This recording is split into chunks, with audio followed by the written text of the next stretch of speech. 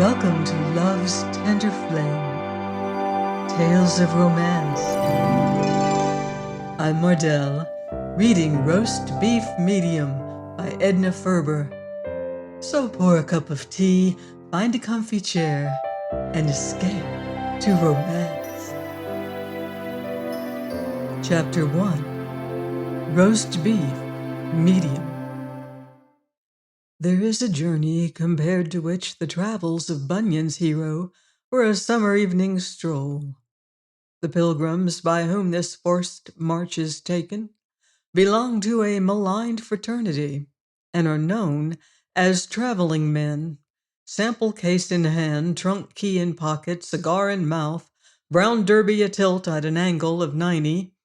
Each young and untried traveler starts on his journey down that road, which leads through morasses of chicken a la Creole, over greasy mountains of queen fritters made doubly perilous by slippery glaciers of rum sauce, into formidable jungles of breaded veal chops, threaded by sanguine and deadly streams of tomato gravy, past luggish mires of dreadful things on casserole, over hills of corned beef hash, across shaking quagmires of veal glacé, plunging into slows of slaw, until haggard, weary, digestion shattered, complexion gone, he reaches the safe haven of roast beef medium.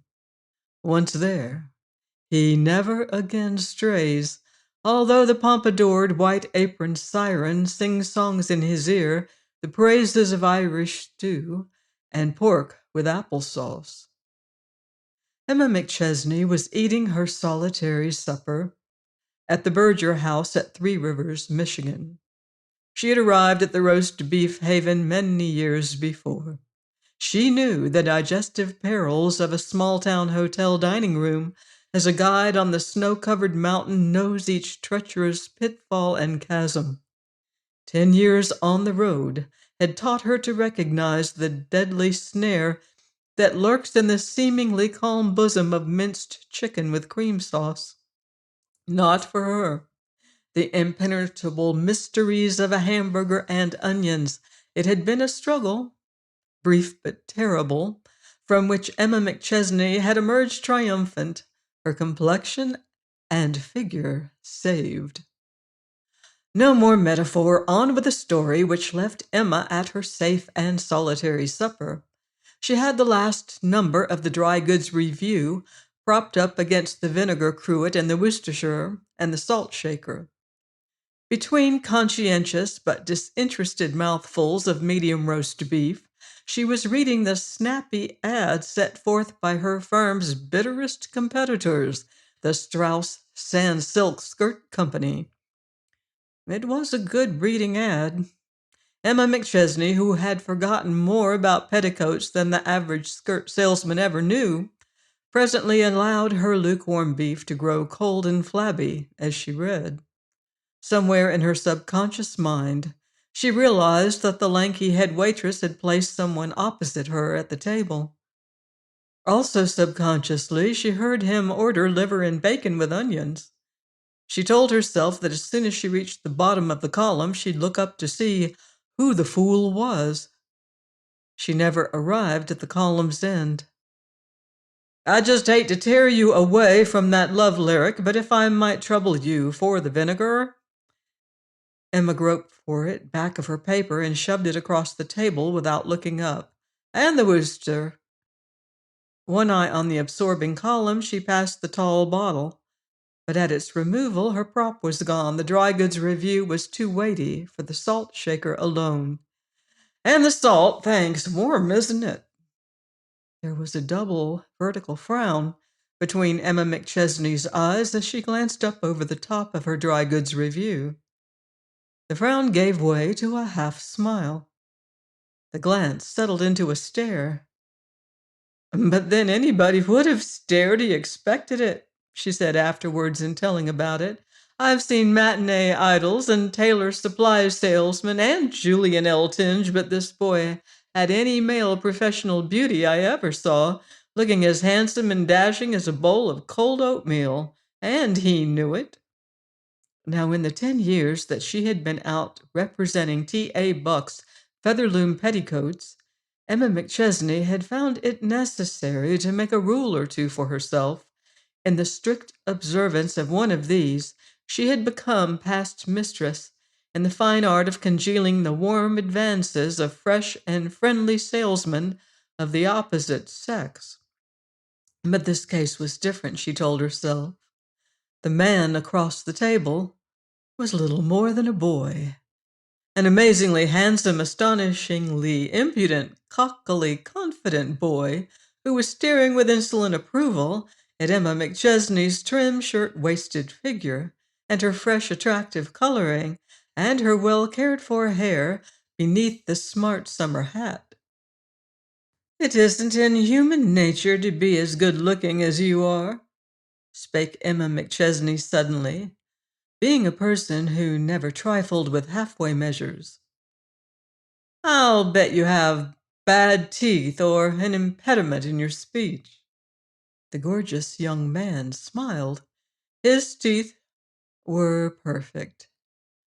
"Peter Piper picked a peck of pickled peppers," he announced glibly. "Nothing missing there, is there?" "Must be your morals, then," retorted Emma McChesney. My, and on the road! Why, the trail of bleeding hearts that you must leave all the way from Maine to California would probably make the Red Sea turn white with envy." The fresh young kid speared a piece of liver and looked soulfully up into the adoring eyes of the waitress who was hovering over him. "Got any nice hot biscuits tonight, girlie?" he inquired.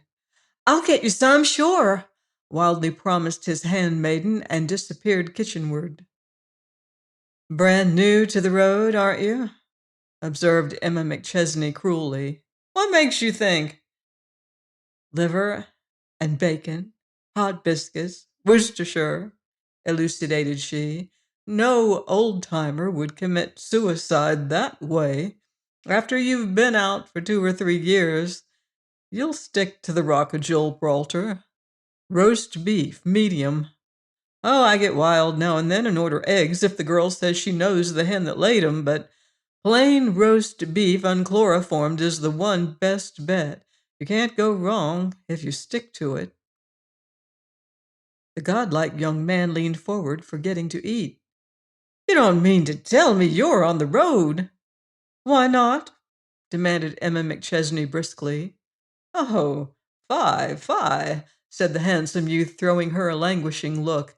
"Any woman as pretty as you are, and with those eyes and that hair and figure, say, little one, what are you going to do tonight?" Emma McChesney sugared her tea and stirred it slowly. Then she looked up. "Tonight, you fresh young kid, you," she said calmly, "I'm going to dictate 2 letters explaining why business was rotten last week and why it's going to pick up next week, and then I'm going to keep an engagement with a 9-hour beauty sleep. Don't get sore at a fellow. You'd take pity on me if you knew how I have to work to kill an evening in one of these little town pump burgs. Kill 'em, it can't be done. They die harder than the heroine in a 10-20-30. From supper to bedtime is twice as long as from breakfast to supper. Honest." But Emma McChesney looked inexorable, as women do just before they relent.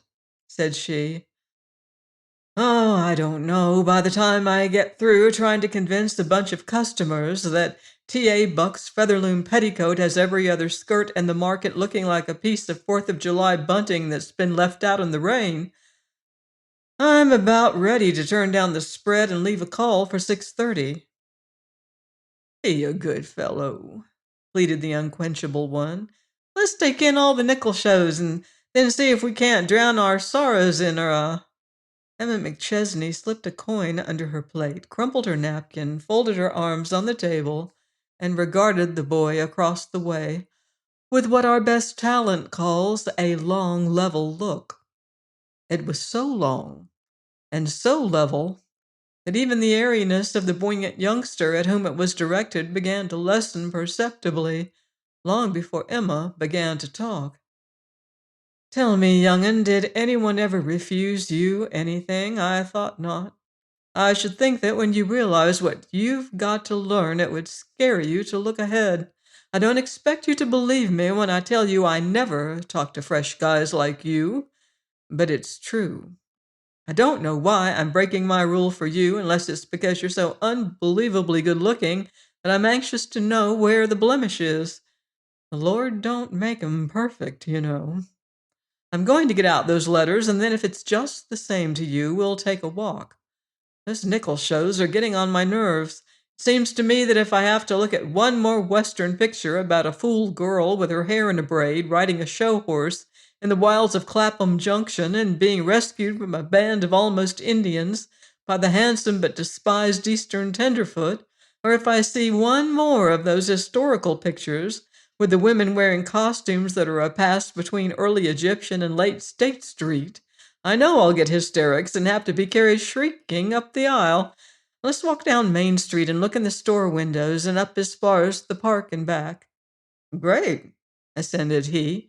Is there a park? I don't know, replied Emma McChesney, but there is. And for your own good, I'm going to tell you a few things. There's more to this traveling game than just knocking down on expenses, talking to every pretty woman you meet, and learning to ask for fresh white bread heels at the Palmer House in Chicago. I'll meet you in the lobby at 8. Emma McChesney talked steadily and evenly and generously from 8 until 8:30. She talked from the great storehouse of practical knowledge which she had accumulated in her 10 years on the road. She told the handsome young cub many things for which he should have been undyingly thankful. But when they reached the park, the cool, dim, moon-silvered park, its benches dotted with glimpses of white, showing close beside a blur of black, Emma McChesney stopped talking. Not only did she stop talking, but she ceased to think of the boy seated beside her on the bench. In the bandstand under the arc light, in the center of the pretty little square, some neighborhood children were playing a noisy game, with many shrill cries and much shouting and laughter. Suddenly, from one of the houses, across the way, a woman's voice was heard even above the clamor of the children. "Freddie!" called the voice. "Maybelle! Come now!" And a boy's voice answered, as boys' voices have since Cain was a child playing in the Garden of Eden, and as boys' voices will, as long as boys are. "Oh, Ma, I ain't a bit sleepy. We just begun a new game and I'm the leader. Can't we just stay out a couple minutes more?" "Well, 5 minutes," agreed the voice, "but don't let me call you again." Emma McChesney leaned back on the rustic bench and clasped her strong white hands behind her head and stared straight ahead into the soft darkness. And if it had been light, you could have seen that the bitter lines showing faintly about her mouth were outweighed by the sweet and gracious light which was glowing in her eyes. "Ready?" came the voice of command again. "Maybelle, this minute now." One by one, the flying little figures under the arc light melted away in the direction of the commanding voice and home and bed. And Emma McChesney forgot all about fresh young kids and Featherloom petticoats and discounts and bills of lading and sample cases and grouchy buyers. After all, it had been her protecting maternal instinct which had been aroused by the boy at supper, although she had not known it then. She did not know it now, for that matter. She was busy remembering just such evenings in her own life, summer evenings filled with the high, shrill laughter of children at play. She, too, had stood in the doorway, making a funnel of her hands, so that her clear call through the twilight might be heard above the cries of the boys and girls. She had known how loath the little feet had been to leave their play, and how they had lagged up the porch stairs and into the house. Years whose memory she had tried to keep behind her now suddenly loomed before her in the dim quiet of the little flower-scented park. A voice broke the silence and sent her dreaming thoughts scattering to the winds. "Honestly, kid," said the voice, "I could be crazy about you if you'd let me." The forgotten figure beside her woke into sudden life. A strong arm encircled her shoulders. A strong hand seized her own, which were clasped behind her head. Two warm, eager lips were pressed upon her lips, checking the little cry of surprise and wrath that rose in her throat. Emma McChesney wrenched herself free with a violent jerk and pushed him afar from her. She did not storm. She did not even rise. She sat very quietly, breathing fast. When she turned at last to look at the boy beside her, it seemed that her white profile cut the darkness. The man shrank a little and would have stammered something, but Emma McChesney checked him. "You nasty, good-for-nothing, handsome young devil, you!" she said. "So you're married!" He sat up with a jerk. "How did you— what makes you think so?" That was a married kiss. A 2-year-old married kiss at least. No boy would get as excited as that about kissing an old stager like me. The chances are you're out of practice. I knew that if it wasn't teeth or impediment, it must be morals, and it is. She moved over on the bench until she was close beside him. "Now listen to me, boy." She leaned forward impressively. "Are you listening?" "Yes," answered the handsome young devil sullenly. "What I've got to say to you isn't so much for your sake as for your wife's. I was married when I was 18 and stayed married 8 years. I've had my divorce 10 years, and my boy is 17 years old. Figure it out. How old is Anne?" "I don't believe it," he flashed back. "You're not a day over 26. Anyway, you don't look it. Thanks," drawled Emma. "That's because you've never seen me in a negligee. A woman's as old as she looks with her hair on the dresser in bed only a few minutes away. Do you know why I was decent to you in the first place? Because I was foolish enough to think that you reminded me of my own kid. Every fond mama is gump enough to think that every Greek god she sees looks like her own boy, even if her own happens to squint and have 2 teeth missing, which mine hasn't, thank the Lord. He's the greatest young— Well, now look here, young'un. I'm going to return good for evil. Traveling men and geniuses should never marry, but as long as you've done it, you might as well start right. If you move from this spot till I get through with you, I'll yell police and murder. Are you ready?" "I'm dead sorry. On the square, I am." "10 minutes late," interrupted Emma McChesney. "I'm dishing up a sermon hot for one, and you've got to choke it down. Whenever I hear a traveling man howling about his lonesome evenings and what a dog's life it is, and no way for a man to live, I always wonder what kind of summer picnic he thinks it is for his wife.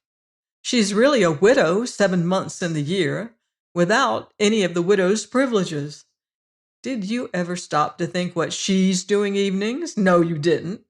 Well, I'll tell you. She's sitting home night after night, probably embroidering monograms on your shirt sleeves by way of diversion, and on Saturday night, which is the night when every married woman has the inalienable right to be taken out by her husband, she can listen to the woman in the flat upstairs getting ready to go to the theater. The fact that there's a ceiling between them doesn't prevent her from knowing just where they're going and why he's worked himself into a rage over his white lawn tie and whether they're taking a taxi or the car and who they're going to meet afterward at supper. Just by listening to them coming downstairs, she can tell how much Mrs. Third Flat's silk stockings cost, and if she's wearing her new lavalier or not. Women have that instinct, you know, or maybe you don't. There's so much you've missed. Say, look here.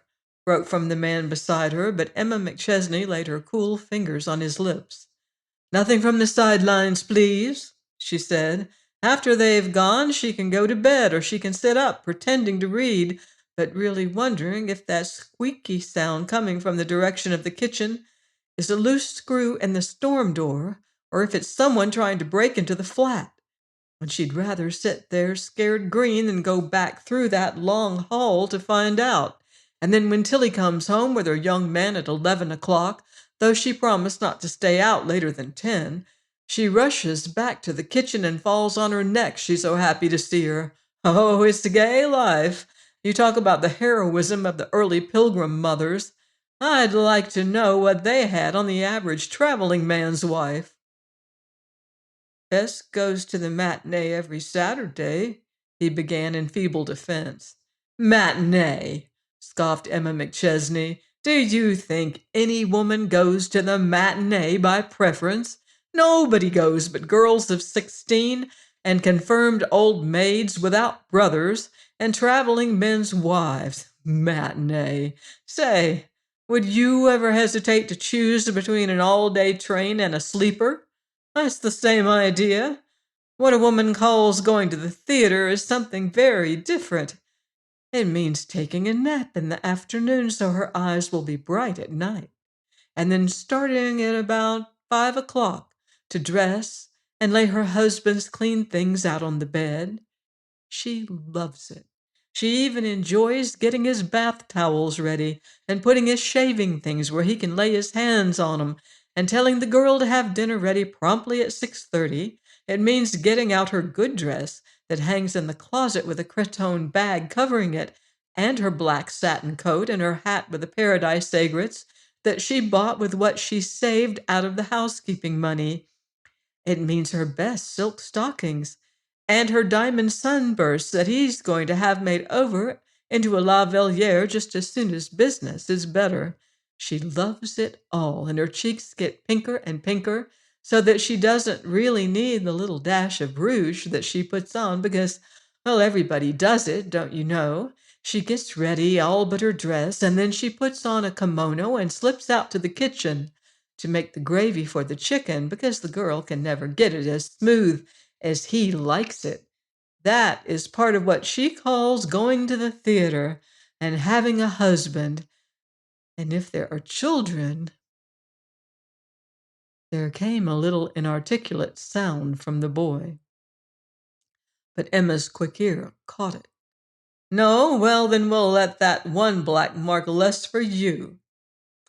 But if there are children, and for her sake, I hope there will be, then she's father and mother to them. She brings them up single-handed while he's on the road, and the worst she can do is say to them, just wait till your father gets home, he'll hear of this. But shucks, when he comes home, he can't whip the kids for what they did 7 weeks before, and that they've forgotten all about, and for what he never saw and can't imagine. Besides, he wants his comfort when he gets home. He says he wants a little rest and peace, and he's darned if he's going to run around evenings. Not much he isn't, but he doesn't object to her making a special effort to cook all those little things that he's been longing for on the road. Oh, there'll be a seat in heaven for every traveling man's wife, though at that I'll bet most of 'em will find themselves stuck behind a post. You're all right, exclaimed Emma McChesney's listener suddenly. How a woman like you can waste her time on the road is more than I can see, and I want to thank you. I'm not such a fool. I haven't let you finish a sentence so far, and I'm not going to yet. Wait a minute. There's one more paragraph to this sermon. You remember what I told you about old stagers and the roast beef diet? Well, that applies right through life. It's all very well to trifle with the little side dishes at first, but there comes a time when you have got to quit fooling with the minced chicken and the imitation lamb chops of this world and settle down to plain, everyday roast beef medium. That other stuff may tickle your palate for a while, but sooner or later it will turn on you and ruin your moral digestion. You stick to roast beef medium. It may sound prosaic and unimaginative and dry, but you'll find that it wears in the long run. You can take me over to the hotel now. I've lost an hour's sleep, but I don't consider it wasted, and you'll oblige me by putting the stopper on any conversation that may occur to you between here and the hotel. I've talked till I'm so low on words, I'll probably have to sell featherlooms in sign language tomorrow. They walked to the very doors of the Berger house in silence. But at the foot of the stairs that led to the parlor floor, he stopped and looked into Emma McChesney's face. His own was rather white and tense. "Look here," he said, "I've got to thank you. That sounds idiotic, but I guess you know what I mean. And I won't ask you to forgive a hound like me. I haven't been so ashamed of myself since I was a kid. Why, if you knew best, if you knew— I guess I know best, all right. I used to be a best myself. Just because I'm a traveling man, it doesn't follow that I've forgotten the best feeling as far as that goes. I don't mind telling you, I've got neuralgia from sitting in that park with my feet in the damp grass. I can feel it in my back teeth, and by 11 o'clock it will be camping over my left eye with its little brothers doing a war dance up the side of my face. And boy, I'd give last week's commissions if there was someone to whom I had the right to say, 'Henry, will you get up and get me a hot water bag for my neuralgia?' It's something awful. And just open the left-hand lower drawer of the chiffonier and get out one of those gauze vests, and then get me a safety pin from the tray on my dresser. I'm going to pin it round my head." Join me next week on Love's Tender Flame for another romantic chapter of Roast Beef Medium by Edna Ferber. Until then, love deeply and live beautifully.